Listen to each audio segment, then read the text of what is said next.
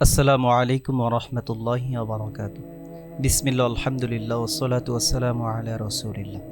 সিরাত সিরিজের আজকের প্রথম পর্বে আপনাদের সবাইকে স্বাগত জানাচ্ছি। আমরা গত পর্বে হুদাইবিয়ার সন্ধি সম্পর্কে বিস্তারিত শুনেছি। আমরা দেখেছি কিভাবে দৃশ্যত একটি পরাজয় বলে মনে হওয়া চুক্তি আসলে ইসলামের জন্য এক মহাবিজয় বা ফাতহুল মুবিন হিসাবে আবির্ভূত হয়েছিল। হুদাইবিয়ার সেই প্রশান্তি মদিনার আকাশে বাতাসে এক নতুন সুর ছড়িয়ে দিয়েছিল। কুরাইশদের সাথে যুদ্ধের মেঘ সাময়িকভাবে কেটে যাওয়ার পর বিশ্বনবী সাল্লাল্লাহু আলাইহি ওয়াসাল্লাম এর সামনে এখন এক নতুন দিগন্ত।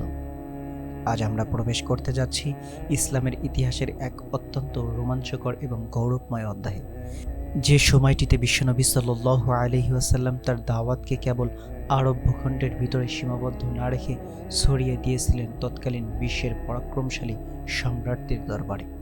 আজ আমরা জানব কাইসার এবং কিসরার মতো বিশ্বশক্তির কাছেও প্রেরিত সেই ঐতিহাসিক পত্রাবলীর লোমহর্ষক ঘটনা প্রবাহ, যারা সত্যকে গ্রহণ করেছিল এবং অহংকারের বশবর্তী হয়ে পত্র ছুঁড়ে ফেলেছিল। তাদের প্রত্যেকের পরিণাম এবং পর্দার আড়ালের কাহিনীগুলো আজ আমাদের আলোচনার মূল বিষয়। চলুন ইতিহাসের সেই সোনালী পাতায় ডুব দেওয়া যাক। হিজরি ষষ্ঠ সনের শেষ ভাগ। মদিনার মসজিদে নববীতে একদিন রাসূলুল্লাহ সাল্লাল্লাহু আলাইহি ওয়াসাল্লাম সাহাবীদের ডেকে পাঠালেন।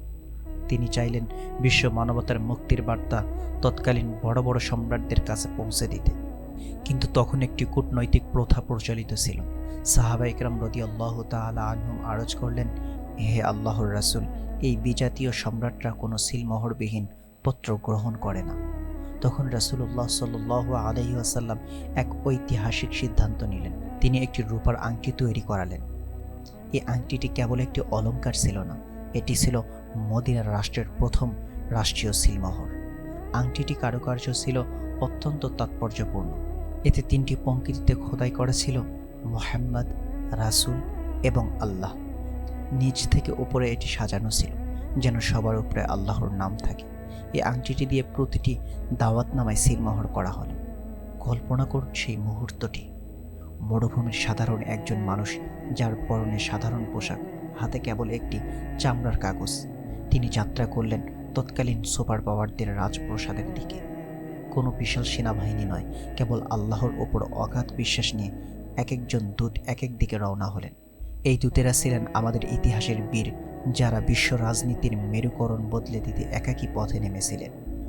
রাসূলুল্লাহ সাল্লাল্লাহু আলাইহি ওয়াসাল্লাম প্রথম দূত পাঠালেন হাবশা, অর্থাৎ বর্তমান ইথিওপিয়া, ন্যায়পরায়ণ শাসক নাজ্জাশীর কাছে। আমর ইবনে উমাইয়া জামরি রাদিয়াল্লাহু তাআলা আনহু ছিলেন সেই ভাগ্যবান দূত। নাজ্জাশীর সাথে মুসলমানদের সখ্যতা আগে থেকেই ছিল, কিন্তু এই পত্রটি ছিল চূড়ান্ত দাওয়াত। রাসূলুল্লাহ সাল্লাল্লাহু আলাইহি ওয়াসাল্লাম পত্রে লিখেছিলেন, আমি সেই আল্লাহর প্রশংসা করছি যিনি ছাড়া কোনো উপাস্য নেই, যিনি পবিত্র এবং শান্তিদানকারী। আমি সাক্ষ্য দিচ্ছি যে ঈসা ইবনে মারিয়াম আল্লাহর রূহ এবং তার কালিমা। রাসূলুল্লাহ সাল্লাল্লাহু আলাইহি ওয়াসাল্লাম জানতেন নাজ্জাশী একজন নিষ্ঠাবান খ্রিস্টান, তাই তিনি ঈসা আলাইহিস সালাতু ওয়াসসালাম এবং মরিয়ম আলাইহিস সালাতু ওয়াসসালামের পবিত্রতার প্রসঙ্গ টেনে সত্যের আলোটি তার সামনে মেলে ধরলেন। যখন আমর ইবনে উমাইয়া রাদিয়াল্লাহু তাআলা আনহু রাজ দরবারে প্রবেশ করলেন, তখন এক অদ্ভুতপূর্ব দৃশ্য মনস্থ হল। নাজ্জাশী যখনই শুনলেন এটি মুহাম্মদ সাল্লাল্লাহু আলাইহি ওয়াসাল্লামের পক্ষ থেকে আসা পত্র, তিনি তার হিরণ্ময় সিংহাসন থেকে নিচে নেমে এলেন। একজন বিশাল সম্রাট বিনয়ের সাথে সাধারণ মাটির বিছানায় বসলেন। তিনি চিঠিটি হাতে নিয়ে চোখের ওপর রাখলেন, পরম মমতায় চুমু খেলেন এবং কান্নায় ভেঙে পড়লেন। তিনি সাহাবী জাফর ইবনে আবি তালিব রাদিয়াল্লাহু তাআলা আনহুকে ডেকে পাঠালেন এবং তার হাতে হাত রেখে ইসলাম গ্রহণ করলেন। তিনি স্বীকার করলেন, আল্লাহর কসম, ঈসা আলাইহিস সালাতু ওয়াসসালাম যা বলেছিলেন এই নবী ঠিক তাই বলছেন। নাজ্জাশী কেবল ইসলাম গ্রহণই করেননি, বরং তিনি রাসূলুল্লাহ সাল্লাল্লাহু আলাইহি ওয়াসাল্লামের মোহরটি একটি সোনার বাক্সে পরম যত্নে আগলে রেখেছিলেন। এবার আমরা এমন এক অধ্যায়ে প্রবেশ করছি যা আমাদের হৃদয় কাঁপিয়ে দেবে। আব্দুল্লাহ ইবনে হুযাফা রাদিয়াল্লাহু তাআলা আনহুকে পাঠানো হলো পারস্য সম্রাট কিসরার কাছে। কিসরা ছিল অত্যন্ত উদ্ধত এবং বিলাসী। যখন পত্রটি পাঠ করা হলো আল্লাহর রাসূল মুহাম্মদ সাল্লাল্লাহু আলাইহি ওয়াসাল্লামের পক্ষ হতে পারস্যের মহান সম্রাট কিসরার প্রতি, তখনই কিসরা রাগে ফেটে পড়ল। সে ভাবল একজন মরুচারী আরব তার নামের আগে নিজের নাম কিভাবে লেখে। সে ক্রোধে উন্মত্ত হয়ে রাসূলুল্লাহ সাল্লাল্লাহু আলাইহি ওয়াসাল্লামের পবিত্র দাওয়াতনামাটি টুকরো টুকরো করে ছিঁড়ে ফেলল এবং আব্দুল্লাহ রাদিয়াল্লাহু তাআলা আনহুকে দরবার থেকে বের করে দিল।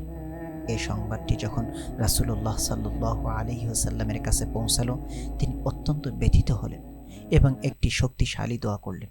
তিনি বললেন, হে আল্লাহ, সে যেভাবে আমার পত্র ছিঁড়ে দিয়েছে, আপনিও তার সাম্রাজ্যকে সেভাবে ছিন্ন ভিন্ন করে দিন।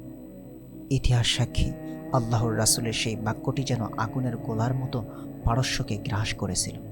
অল্প কিছুদিনের মধ্যেই কিসরার নিজের পুত্র সিরওয়াহ তাকে নৃশংসভাবে হত্যা করে এবং পুরো পারস্য সাম্রাজ্যে বিশৃঙ্খলা নেমে আসে। সে সম্রাট আল্লাহর বাণীকে তুচ্ছ করে ছিঁড়েছিলেন, তার ভাগ্য ইতিহাসের ডাস্টবিনে সেভাবেই ছিন্ন ভিন্ন হয়ে গেল। এই পর্বটির সবচেয়ে গুরুত্বপূর্ণ অংশ হল রোম সম্রাট হিরাক্লিয়াসের ঘটনা। হিরাক্লিয়াস তখন জেরুজালেমে অবস্থান করছিলেন। তার কাছে রাসূলুল্লাহ সাল্লাল্লাহু আলাইহি ওয়াসাল্লামের চিঠি পৌঁছানোর পর তিনি চাইলেন আরবের এমন কাউকে খুঁজে বের করতে যে এই নবীর সম্পর্কে জানে। ঠিক সেই সময় আবু সুফিয়ান, যিনি তখনও ইসলাম গ্রহণ করেন, সিরিয়ায় ব্যবসার জন্য গিয়েছিলেন। হিরাক্লিয়াস আবু সুফিয়ানকে রাজদরবারে ডেকে পাঠালেন। তিনি আবু সুফিয়ানকে একে একে 11টি প্রশ্ন করলেন। এই প্রশ্নগুলোর উত্তর ছিল ইসলামের সত্যতার এক বিশাল দলিল। হিরাক্লিয়াস প্রশ্ন করলেন, মুহাম্মাদের বংশ কেমন? আবু সুফিয়ান বললেন, অত্যন্ত উচ্চ বংশের। হিরাক্লিয়াস প্রশ্ন করলেন, তিনি কখনো মিথ্যা বলেছেন? আবু সুফিয়ান চরম শত্রু হয়েও বলতে বাধ্য হলেন, না, কখনো না। হিরাক্লিয়াস প্রশ্ন করলেন, তার অনুসারীরা কি বাড়ছে না কমছে? উত্তরে বললেন, বেড়েই চলছে। তিনি তার পাদ্রী ও পরিষদের সামনে দাঁড়িয়ে বললেন, যদি আবু সুফিয়ানের কথা সত্য হয়, তবে অচিরেই এই নবী আমার এই পায়ের নিচের মাটির মালিক হবে। আমি যদি তার কাছে যেতে পারতাম, তবে আমি নিজে তার পা ধুয়ে দিতাম। হিরাক্লিয়াস সত্য অনুধাবন করেছিলেন, কিন্তু সিংহাসন হারানোর ভয়ে এবং নিজের জাতির প্রতি অনুগত্যর কারণে তিনি ইসলাম গ্রহণ করতে পারেননি। এটি ছিল ইসলামের এক চরম ট্র্যাজেডি। সত্য চোখের সামনে দেখেও পৃথিবীর তুচ্ছ ক্ষমতার জন্য তা প্রত্যাখ্যান করা। আজকের এই আলোচনা থেকে আমরা কিছু মৌলিক শিক্ষা নিতে পারি। রাসূলুল্লাহ সাল্লাল্লাহু আলাইহি ওয়াসাল্লাম চরিত্রের পবিত্রতা এমন ছিল যে যার পরম শত্রু আবু সুফিয়ানও তাকে মিথ্যাবাদী বলতে পারেন। একজন মুমিনের চরিত্রই তার শ্রেষ্ঠ দাওয়াত। কিসরা ও হিরাক্লিয়াস দুজনেই সত্য চিনেছিলেন, কিন্তু একজন অহংকারের জন্য ধ্বংস হয়েছেন আর অন্যজন ক্ষমতার ময় হেদায়েত হারালেন। দুনিয়ার তুচ্ছ মোহের চেয়ে সত্যের মূল্য অনেক বেশি। রাসূলুল্লাহ সাল্লাল্লাহু আলাইহি ওয়াসাল্লামের পত্র ছেঁড়ার পর কিসরার পতন আমাদের স্মরণ করিয়ে দেয় যে চূড়ান্ত ক্ষমতা আল্লাহর হাতে। যারা আল্লাহর বাণীকে অবজ্ঞা করে, ধ্বংস তাদের জন্য অনিবার্য। প্রিয় ভাই বোনেরা, আজকের এই আলোচনার মাধ্যমে আমরা দেখলাম কিভাবে আরবের সেই সত্যের ডাক বিশ্ববিজেতাদের কানে পৌঁছে গিয়েছিল। কেউ হৃদয় দিয়ে গ্রহণ করেছিল, কেউ দম্ভ ভরে তা ফিরিয়ে দিয়েছিল। কিন্তু মদিনার এই পথ চলা কি মসৃণ থাকবে?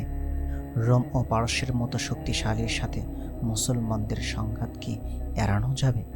আগামী পর্বে আমরা আলোচনা করব এক অত্যন্ত গুরুত্বপূর্ণ অধ্যায়, খয়বারের যুদ্ধ, যেখানে ইহুদিদের দুর্ভেদ্য দুর্গগুলো কিভাবে ইসলামের বীরদের হাতে একে একে পদানত হয়েছিল এবং রাসূলুল্লাহ সাল্লাল্লাহু আলাইহি ওয়াসাল্লামের উপর বিষ প্রয়োগের সেই ষড়যন্ত্রের কাহিনী।